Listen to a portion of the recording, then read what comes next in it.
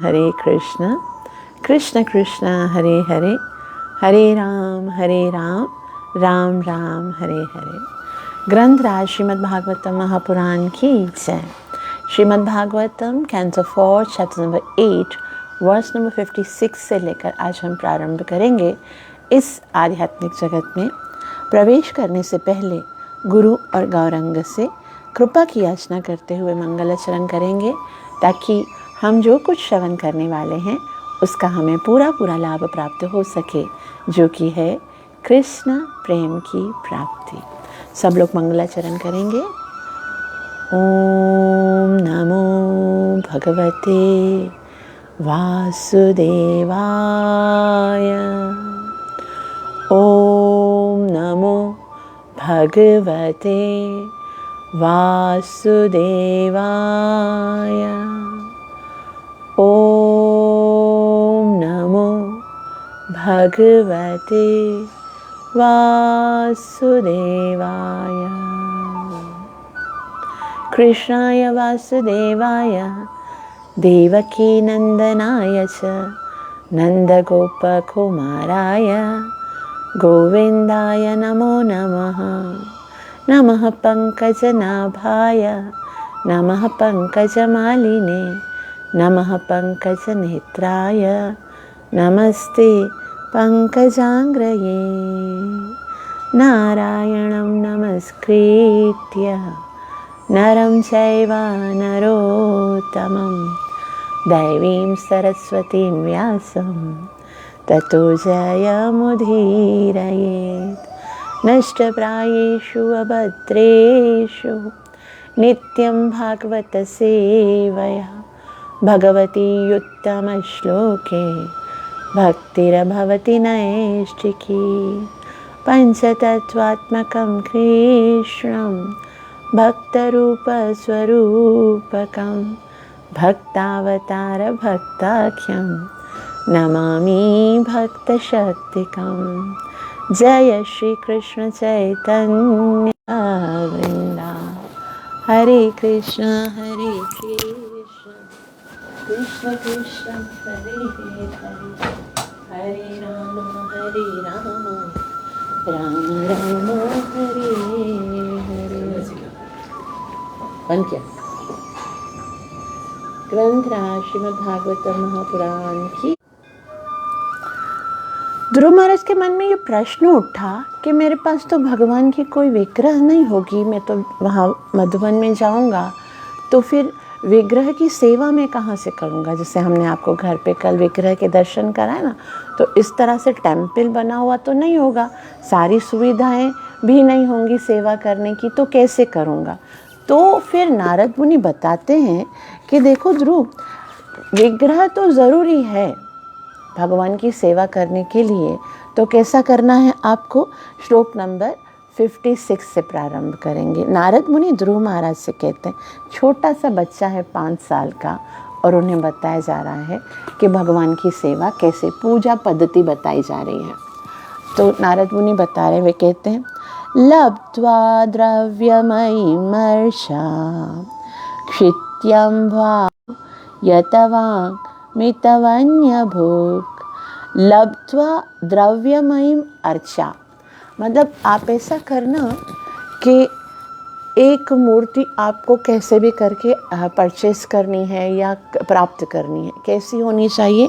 द्रव्यमयीम का मतलब होता है कि वो भौतिक तत्वों से बनी हुई है। किस किस तरह से विग्रह बन सकती है ऐसा बताया जाएगा। अभी हम आगे पढ़ेंगे ना भागवतम में, तो भागवतम के 11 सेकंड में बताया जाता है, शैली दारुमयी, यानी शैली पत्थर की बन सकती है, दारुमयी अर्थात काष्ठ की विग्रह बन सकती है, और लेप्या अर्थात जो बनाते हैं वो जैसे पेंट करते हैं उस तरह से भी विग्रह बन सकती है, और अष्टधातु की बन सकती है, मणि की बन सकती है, अलग अलग चीज़ों की जो है वो विग्रह बन सकती है। लेकिन अगर आपके पास ये सब सुविधा नहीं है तो भी चिंतित होने की आवश्यकता नहीं, मनोमयी अर्थात मन से भी आप विग्रह बना सकते हो।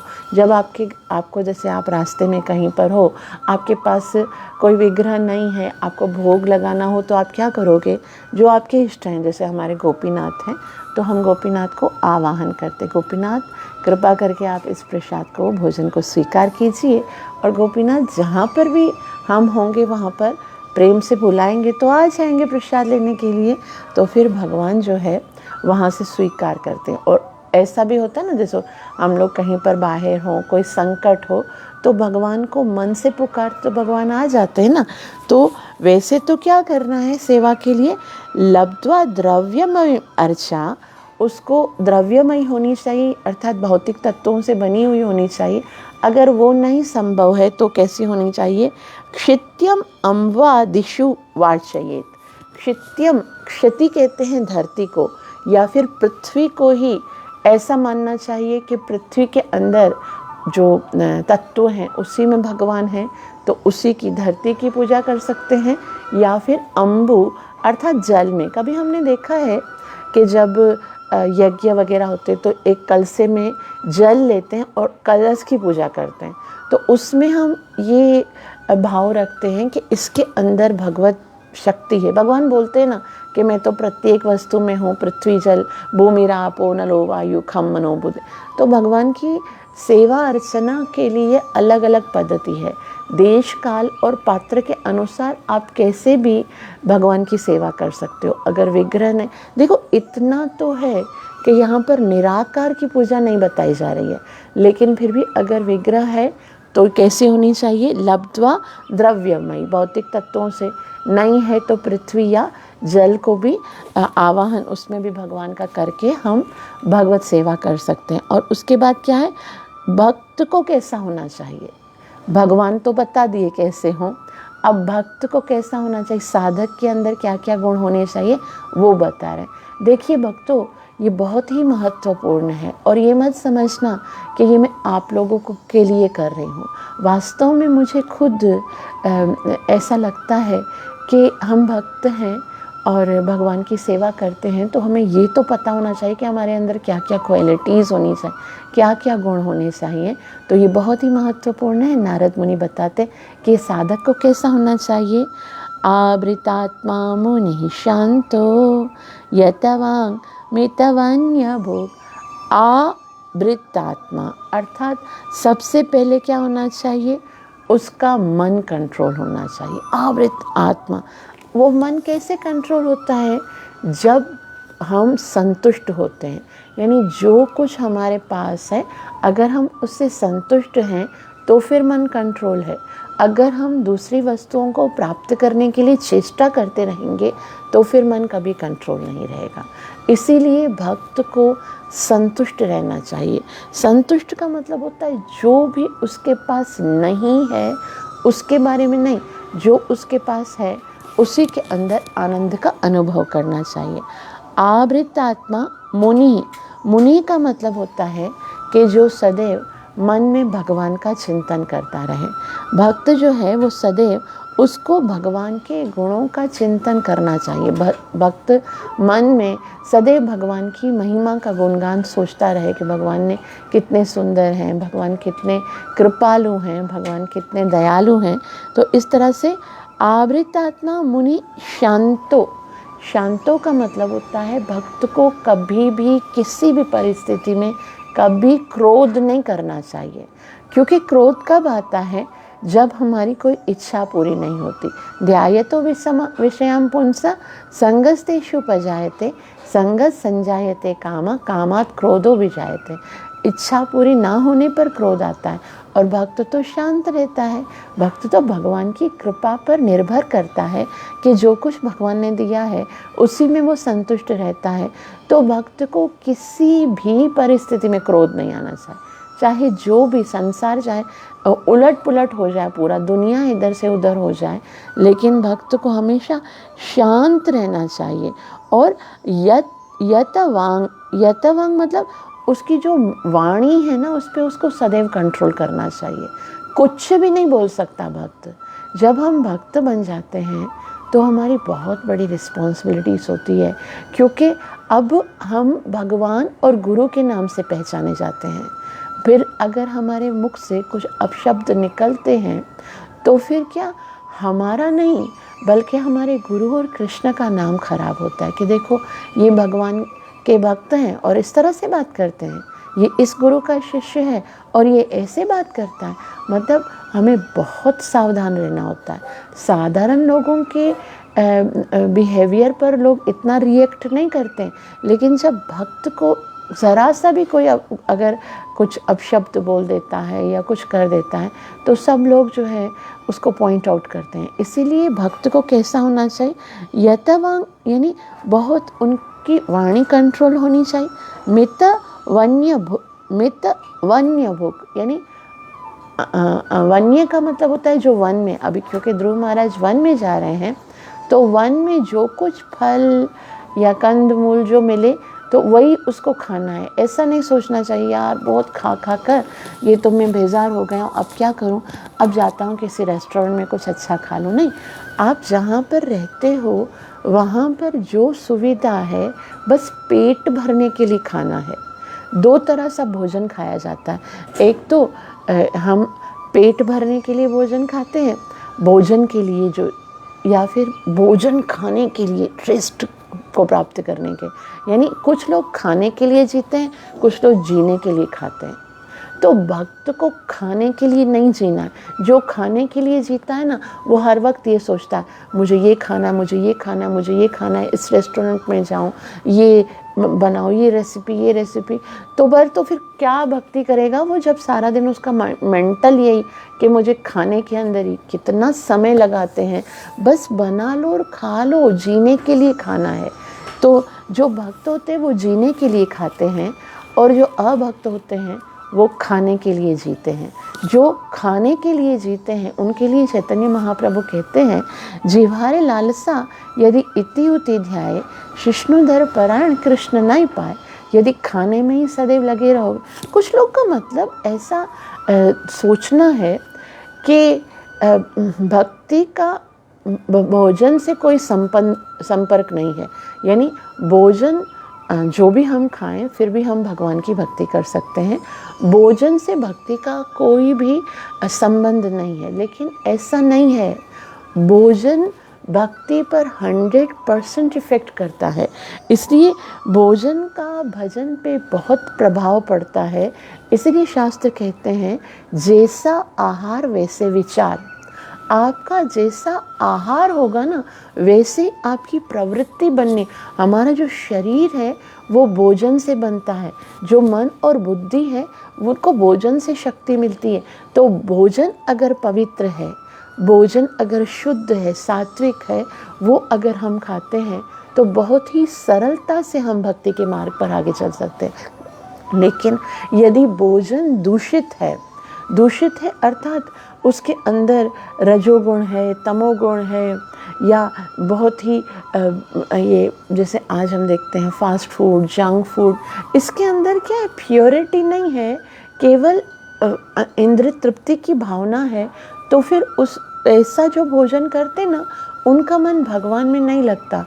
भगवान में मन लगाना है तो शुद्ध सात्विक जो घर पे भोजन बनता है वो बना के पहले भगवान को ऑफर करना चाहिए, उसके बाद खाना चाहिए। अभी बेचारे ध्रुव महाराज तो जंगल में जा रहे ना, तो कैसा बता रहे हैं, यतवांग मित वन्य भुक। एक तो वन्य भुक मतलब वो खाओ और मित खाओ। मित का मतलब होता है हवस नहीं होनी चाहिए, एकदम थोड़ा सा भोजन, इतना कि भजन हो सके। बस भोजन में इतनी रुचि रखने वाला जो बहु भोजन खाइए बुद्धि घटाइए, वो जो बहुत ज़्यादा भोजन खाते हैं उनकी तो बुद्धि ख़त्म हो जाती है, फिर वो भजन में नहीं लगती है। इसलिए भक्त को थोड़ा और जो मिल रहा है उस पर संतुष्ट रहना चाहिए। हम तो क्या है, मंदिर में भी जाते हैं ना, मंदिर में जो भगवान का प्रसाद मिलता है ना, प्रसाद खाने के लिए, तो अपनी प्लेट पे नज़र कम होती है, दूसरों की प्लेट पे ज़्यादा होती है। अरे उससे ये मिला, मुझे अभी तक नहीं मिला, उससे ये मिला मुझे। आपके भाग्य में जो होगा ना वो आपको आपकी प्लेट में आके मिल जाएगा, और जो आपको मिला है उसी पे आपको संतुष्ट रहना है। ऐसा नहीं सोचना चाहिए ये नहीं मिला वो नहीं मिला। आपके भाग्य का आपकी प्लेट में आएगा, कहाँ जाएगा, और उसके भाग्य का उसकी प्लेट में आया है तो उसको सुख से खाने दो। आपको जो मिला है उसमें खाकर सुखी रहो। तो कैसा होना चाहिए भक्त को? बहुत ही सुंदर। आवृतात्मा मुनि शांतो यतवांग मितवन्य भोग, यानी मन कंट्रोल होना चाहिए, भक्त शांत होना चाहिए, भक्त को कभी क्रोधित नहीं होना चाहिए और उसकी वाणी को सदैव कंट्रोल करना चाहिए, और थोड़ा सा जो कुछ मिलता है उसी को ग्रहण करके आनंदित रहना चाहिए। तो इस तरह से अगर हम ये क्वालिटीज़ अपनाते हैं तो हम बड़ी ही शीघ्रता के साथ भक्ति के रास्ते पर उन्नति कर सकते हैं। अनुवाद: यदि संभव हो तो मिट्टी, लुगदी, लकड़ी तथा धातु जैसे भौतिक तत्वों की बनी हुई मूर्ति की पूजा की जा सकती है। जंगल में मिट्टी तथा जल से मूर्ति बनाई जा सकती है और उपर्युक्त नियमों के अनुसार उसकी पूजा की जा सकती है। जो भक्त अपने ऊपर पूर्ण संयम रखता है उसे अत्यंत नम्र तथा शांत होना चाहिए और जंगल में जो भी फल तथा वनस्पतियां प्राप्त हों उन्हें ही खाकर संतुष्ट रहना चाहिए। श्रीला प्रभुपाद जी बहुत सुंदर रीति से समझाएंगे। तात्पर्य श्रीला प्रभुपाद द्वारा। श्रीला प्रभुपाद की जय। श्रीला प्रभुपाद जी कहते हैं, भक्त के लिए यह अनिवार्य है कि भगवान की मूर्ति की पूजा करें। अब देखो, कहीं पर भी निराकार की नहीं बताई जा रही है, ये भागवतम है, एज इट इज पढ़ी जा रही है। और भक्त के लिए विग्रह सेवा बहुत अनिवार्य है। ऐसा नहीं है कि वह मात्र अपने मन में भगवान के स्वरूप का ध्यान करता हुआ गुरु प्रदत्त मंत्र का जप करे।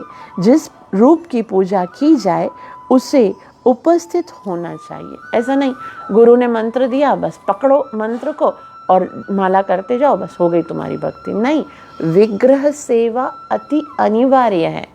इसलिए देखो, नारद मुनि ने कहा है, लब्ध्वा द्रव्यमयी मर्चा, ढूंढो, एक पकड़ो, एक लब्ध्वा का मतलब है प्राप्त करने का प्रयास करो, एक द्रव्यमयी, एक भौतिक तत्वों से बनी हुई विग्रह जो है वो आपको साधना में बहुत ही सहायक होगी। इसलिए ऐसी विग्रह सेवा बहुत, कुछ लोग प्रैक्टिकल नहीं बनना चाहते हैं। कुछ लोग सोचते बस मैंने जप कर लिया काफ़ी है, और या तो फिर कुछ लोग निराकार सेवा करते हैं, वो करते हैं, तो इस तरह से वो सोचते हैं कि बस हो गई भक्ति। लेकिन भक्त, ऐसा यहाँ श्रीला प्रभुपाद जी बोलते हैं, जिस रूप की पूजा की जाए उसको उपस्थित होना चाहिए, सामने होना चाहिए। निर्विशेषवादी ध्यान करने या निर्गुण की पूजा करने का वृथा श्रम उठाते हैं और यह मार्ग अत्यंत कठिन है। हमें निर्विशेषवादियों की विधि के अनुसार भगवान का धाम अथवा पूजा करने की सलाह नहीं दी जाती है। श्री प्रभुपाद जी बोलते हैं कि जैसा भगवान ने कहा, क्लेशोधिकतरस्तेषाम् अव्यक्त असक्त चेतसा, कि जो अव्यक्त यानी निराकार की पूजा करते हैं उनके लिए बहुत कठिनाई है। तो भक्त को तो निराकार की पूजा नहीं बल्कि भगवान की विग्रह सेवा में हमेशा आकृष्ट होना चाहिए।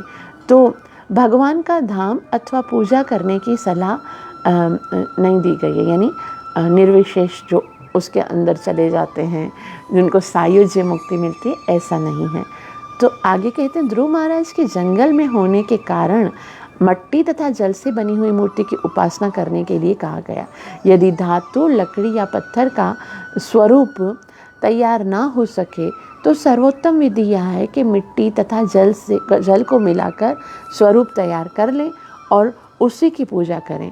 भक्तों को चाहिए कि वह भोजन पकाने के लिए चिंतित ना हो। अब देखो कि अगर हमारे पास धातु की बनी हुई नहीं है, जैसे हमारे पास होती है मार्बल की, होती है अष्टधातु की, अब जंगल में हो तो जंगल में यहाँ पर क्या बताया गया है कि क्षित्याम्भादि शिवार्चया, क्षिति अम्बु यानी मट्टी और पानी को मिलाकर उसको मतलब ऐसे बेटर वो बना के और उससे भगवान की विग्रह बना के उसकी भी पूजा की जा सकती है। जैसे श्री राम ने किया था, श्री राम ने रामेश्वरम की स्थापना की थी, तो इस तरह से भी विग्रह सेवा की जा सकती है।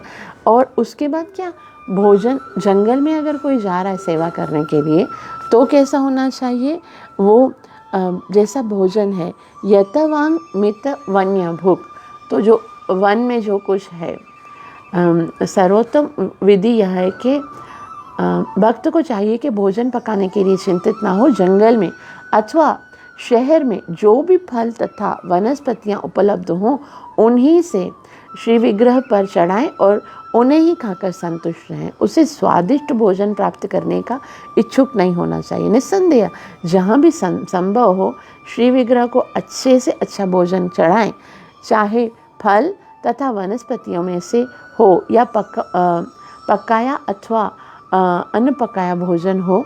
महत्वपूर्ण बात यह है कि भक्त को नियमित यानी मित भुक्त होना चाहिए। यही भक्त का उत्तम गुण है। उत्तम गुण क्या है कि भोजन के प्रति इतना लालसा नहीं होनी चाहिए, वो मित भुक होना चाहिए। उसे अपनी जीभ के स्वाद की तुष्टि के लिए किसी विशेष भोजन के पीछे नहीं पड़ना चाहिए। भगवान की कृपा से जो भी प्रसाद उपलब्ध हो उसे खाकर संतुष्ट रहना चाहिए। तो यहाँ पर भक्ति की विधि बताई जा रही है ना, कि भक्त को कैसा होना चाहिए, संतुष्ट होना चाहिए। भक्त को मन कंट्रोल हो, वाणी कंट्रोल हो, भोजन के प्रति इतना ज़्यादा उसका रुचि नहीं हो कि भाई मुझे ये खाना है वो खाना, जो मिल जाए उस पर संतुष्ट होना चाहिए। और इस तरह से उसे भगवान की पूजा करनी चाहिए और भगवान जो भी उसके पास है पहले भगवान को ऑफ़र करना चाहिए, फिर खाना चाहिए और उसके बाद क्या करना चाहिए। अब देखो ये क्या है, मन कर्म और वचन सबको भगवान में लगाना है। तो मन कैसे लगेगा, ये तो शरीर के बारे में बताया गया कि भाई आपको क्या करना है, शरीर से भगवान की सेवा करनी है, भोजन के। अब मन में भगवान का ध्यान कैसे करना है वो बता रहे हैं। वे कहते हैं कि भगवान ने बहुत सारी लीलाएं की हैं और फ्यूचर में भी बहुत सारी लीलाएं करेंगे। तो भक्त को सदैव उन्हीं लीलाओं के विषय में सदैव सोचना चाहिए, उन्हीं का मनन करना चाहिए।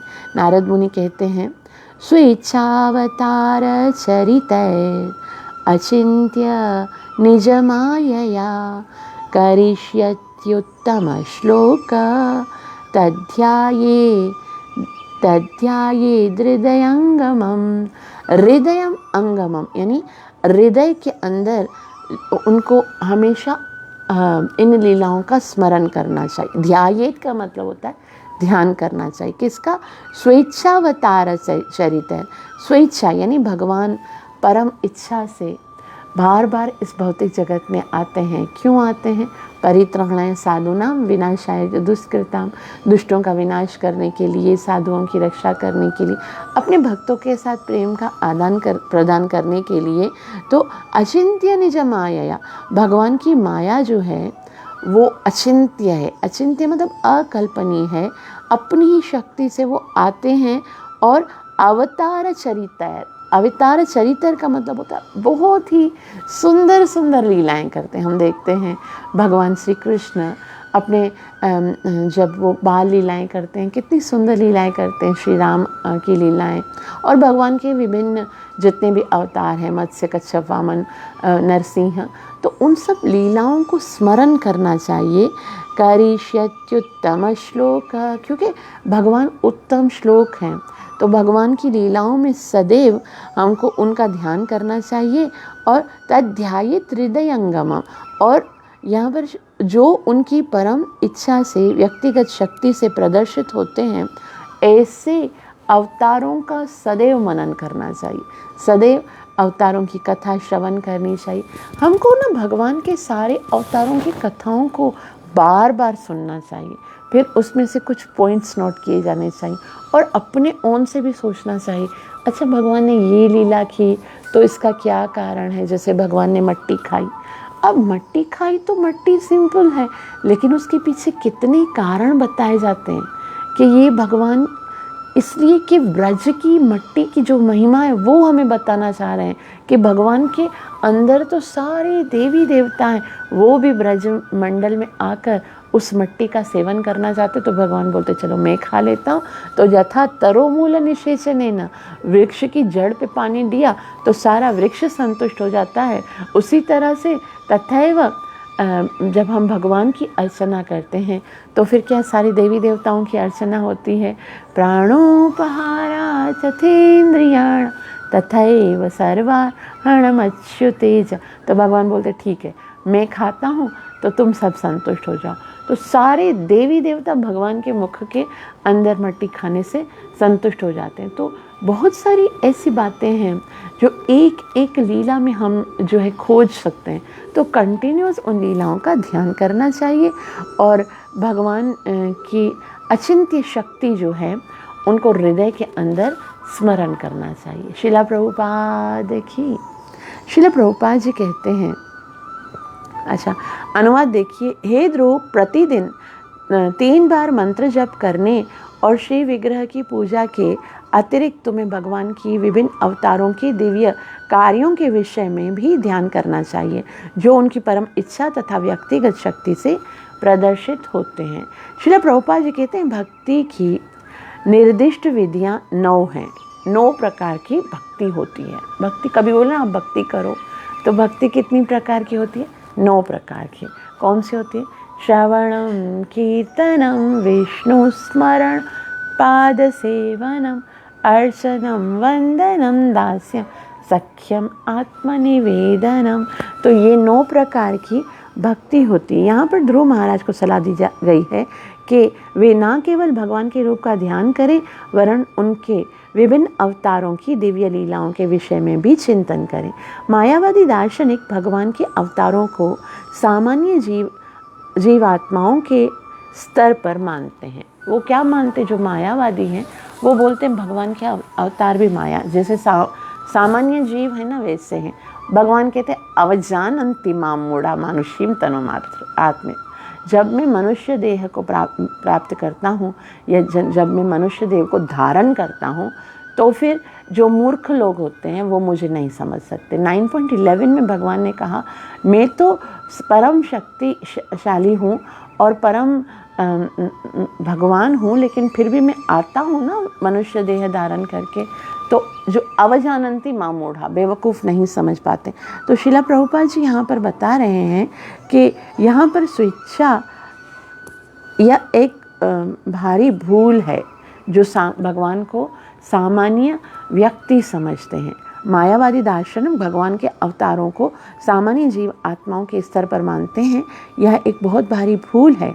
भगवान के अवतार को प्रकृति के भौतिक नियमों के अनुसार कर्म करने के लिए बाध्य नहीं किया जा सकता है। यहाँ पर स्वेच्छा शब्द का प्रयोग यह सूचित करने के लिए दिया गया है कि भगवान अपनी परम इच्छा से प्रकट होते हैं। देखा, स्वेच्छावतार चरित है।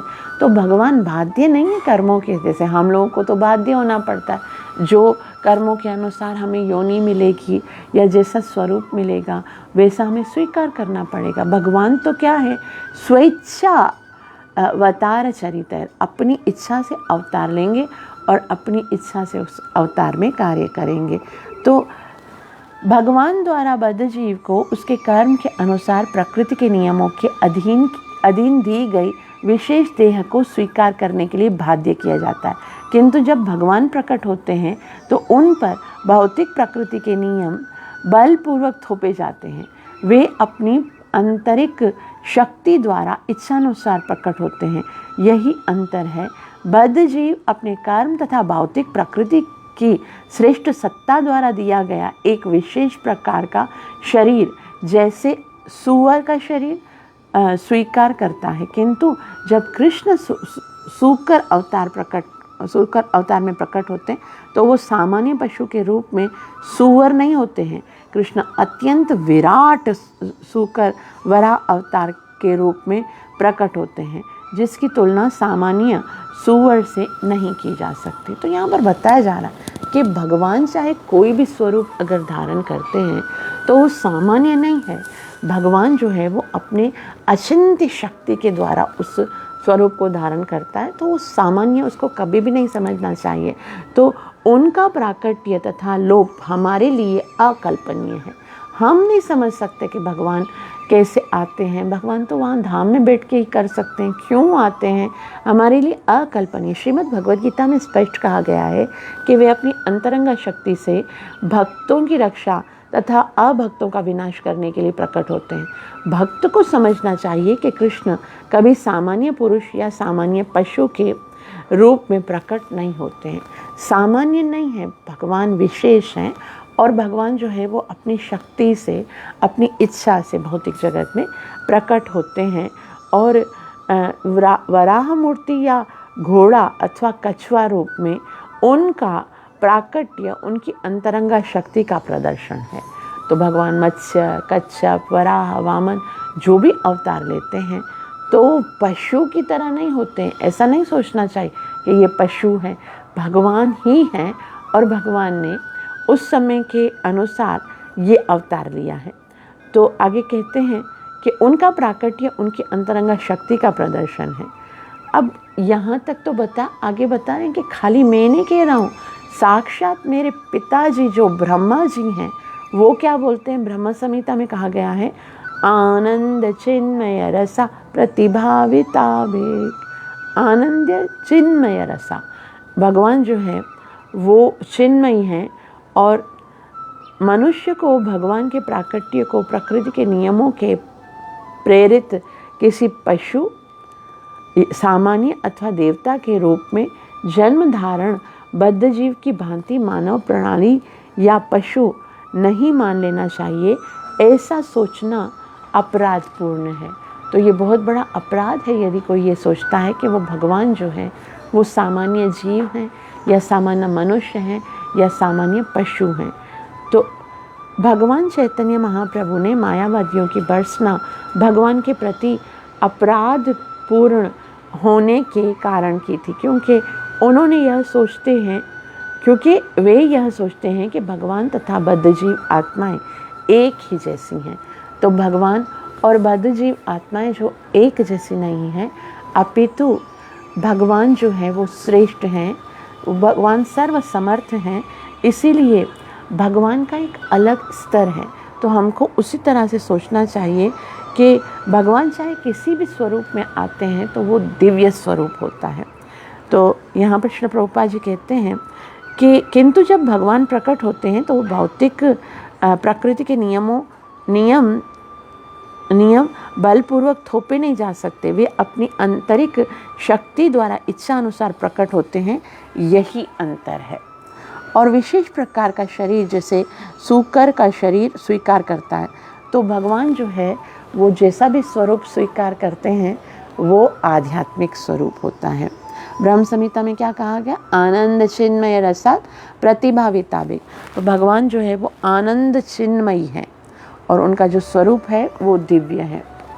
मनुष्य को भगवान के प्राकट्य को प्रकृति के नियमों से प्रेरित किसी पशु, मनुष्य अथवा देवता के रूप में जन्म साधारण बद्ध जीव की भांति मानव प्रणाली या पशु नहीं मान लेना चाहिए। ऐसा सोचना बहुत बड़ा अपराध है। भगवान चैतन्य महाप्रभु ने मायावादी भर्त्सना की है, भगवान के प्रति अपराधपूर्ण होने के कारण है, क्योंकि यह सोचते हैं कि भगवान तथा बद्ध जीव आत्माएं एक ही हैं। तो भगवान चैतन्य महाप्रभु कहते हैं कि मायावादी भाषा सुनीले होवे सर्वनाश, कि जीव का सर्वनाश हो जाएगा अगर वो मायावादियों की इस बात को सुनेंगे कि भगवान जो है वो सामान्य जीव की तरह कार्य करते हैं। आगे नारद मुनि ने ध्रुव को उपदेश दिया है कि वे भगवान की लीलाओं का ध्यान करें, क्योंकि यह भगवान के रूप पर अपने मन को केंद्रित करके ध्यान करने के ही तुल्य है।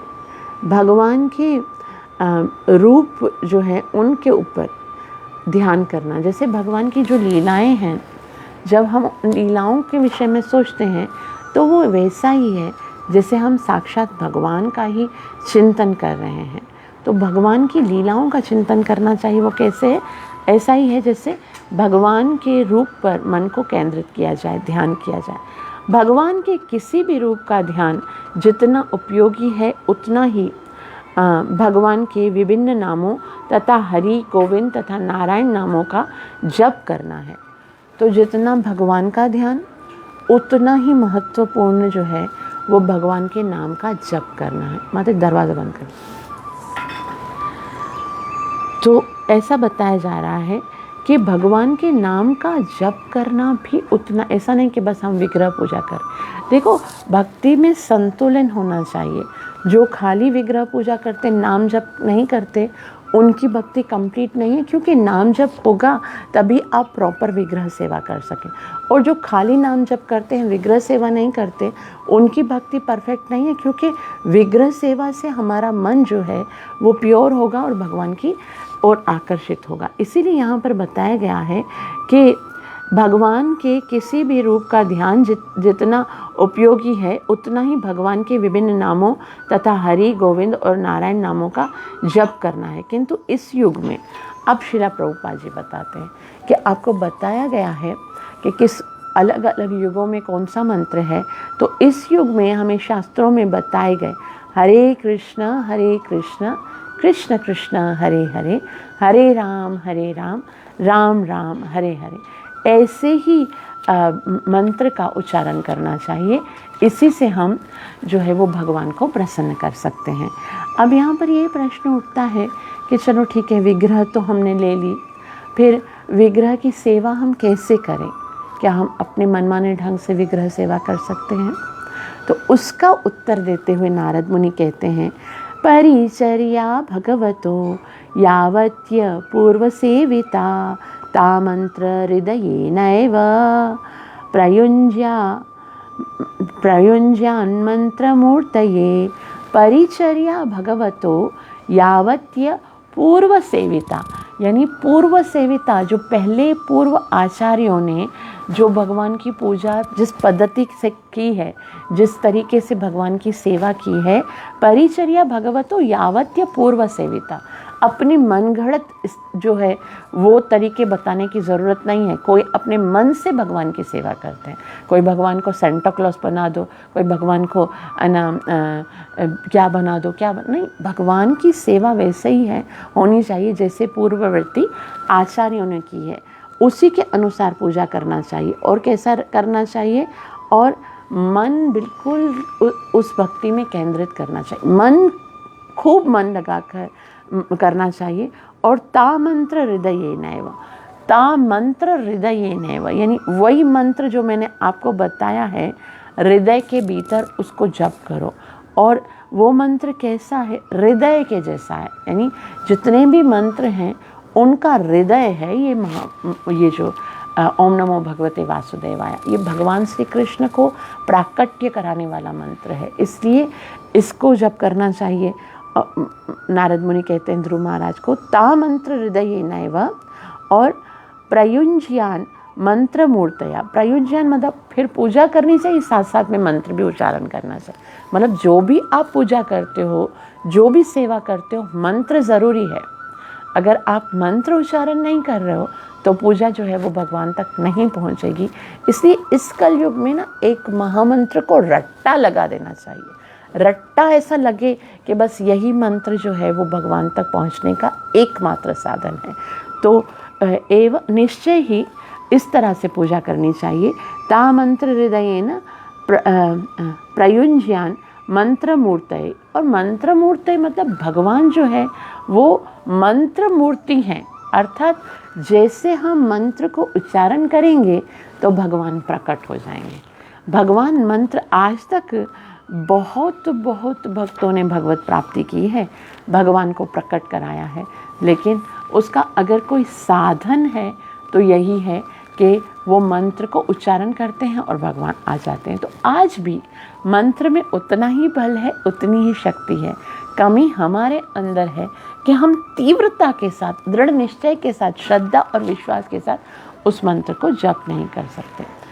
जब तक हम इस तरह से जप नहीं करेंगे तब तक हमें भगवत दर्शन नहीं होंगे। तो अनुवाद देखिए, संस्तुत सामग्री द्वारा परमेश्वर की पूजा किस प्रकार की जाए, इसके लिए मनुष्य को चाहिए कि पूर्व भक्तों के पद चिन्हों का अनुसरण करे और अथवा हृदय के भीतर ही मंत्र उच्चार करके भगवान की पूजा करे जो मंत्र से भिन्न है। तो भगवान जो है वो मंत्र से भिन्न नहीं है ना। नाम और नामी में कोई फर्क नहीं है। तो कोई मंत्र यहाँ पर बताया जा रहा है कि मन के हृदय के भीतर ही मंत्र उच्चारण करके भगवान की लीलाओं का स्मरण करें। अगर हम ऐसी जगह पर हैं कि भगवान हमारे समक्ष नहीं है, टेम्पल नहीं है, तो मन में ही भगवान का ध्यान करना चाहिए और फिर उसी भाव से कि मंत्र ही के द्वारा मुझे भगवान मिलेंगे, भगवान की पूजा करनी चाहिए। मंत्र के द्वारा भी भगवान की पूजा हो सकती है। श्रील प्रभुपाद जी बहुत ही सुंदर रीति से समझा रहे हैं तात्पर्य श्रीला प्रभुपाद द्वारा। श्रील प्रभुपाद जी कहते हैं यहाँ यह संस्तुति की गई कि यदि कोई बताई गई समस्त सामग्री से भगवान के रूप की पूजा व्यवस्था नहीं कर सकता है तो उसे चाहिए कि वह भगवान के स्वरूप और शास्त्रों द्वारा वर्णित सब वस्तुओं को मन से प्रदान करे। मन की पूजा भी भगवान स्वीकार करते हैं। भगवान कितने कृपालु हैं कि अगर व्यवस्था नहीं बन सकती है तो मन से भी भगवान की पूजा की जा सकती है। और कैसे करें? जिसमें जल, चंदन, लेप, शंख, चक्र, छत्र, पंखा तथा चामर सम्मिलित हैं। इनका अर्पण करते समय ध्यान धरा जाए और 12 अक्षर के मंत्र ओम नमो भगवते वासुदेवाय का जप करना चाहिए। चूँकि मंत्र तथा भगवान अभिन्न हैं, अतः भौतिक सामग्रियों के अभाव में भगवान की पूजा मंत्र द्वारा करें। अब यहाँ पर ये बताया कि भौतिक सामग्रियों के अभाव में, ऐसा नहीं है कि हमारे पास मंदिर भी है, भगवान भी हैं, फिर भी हम छोड़ो आज सेवा नहीं करते, बेटो मंत्र पढ़ो और हो गई सेवा भगवान की। नहीं, भगवान अगर उपलब्ध हैं तो फिर षोडशोपचार से भगवान की सेवा करें। लेकिन यदि कहीं ऐसा है कि भगवान नहीं है, मंदिर नहीं है, हम बहुत दूर निकल आए हैं, तो फिर क्या करना चाहिए? फिर मंत्र उच्चारण करके मन से भगवान की सेवा करनी चाहिए। तो चूँकि मंत्र तथा भगवान अभिन्न है, अतः भौतिक सामग्रियों के अभाव में भगवान की पूजा मंत्र के द्वारा करें। इस प्रसंग में उस ब्राह्मण की कथा को देखना चाहिए जिसने मन के भीतर भगवान की पूजा की, जैसा कि भक्ति रसामृत सिंधु में वर्णित है। यदि सामग्री उपलब्ध ना रहे तो उसके विभिन्न अवयवों का चिंतन करके मंत्रोच्चारण द्वारा श्री विग्रह को अर्पित करें। भक्ति योग की ये सुविधाएं अत्यंत सरल और शक्तिशाली हैं। तो यहाँ पर बोलें कि अगर नहीं है, सामग्री नहीं है, वस्तुएं नहीं है, विग्रह नहीं है, तो क्या करो? मंत्र जप करो और याद करो भगवान को कि मैं भगवान की सेवा कैसे कर रहा हूँ। बहुत ही सुंदर मंदिर होना चाहिए, ऑल्टर इतना खूबसूरत होना चाहिए, ऐसी लगा हुआ हो, और फिर उसमें मन से भगवान की एक विग्रह बनाओ जिसमें भगवान जो है वो टेढ़े खड़े हुए हैं, श्याम रंग के हैं, पीली पीताम्बर, कुंडल, करधनी, वैजंती माला, मयूर पीछ लगाए हुए हैं, और उनके सामने जो है श्रीमती राधा रानी बैठी हुई हैं, और हम भगवान का मंत्र उच्चारण करते हुए सबसे पहले भगवान को स्नान कराते हैं। उसके बाद भगवान के वस्त्र, बहुत ही सुंदर हीरे जवाहरात से लगे हुए वस्त्र भगवान को अर्पण करते हैं। उसके बाद भगवान जितनी भी हमारे अंदर सामर्थ्य है उसके अनुसार हमको उसी मनोमय भगवान की पूजा करनी चाहिए।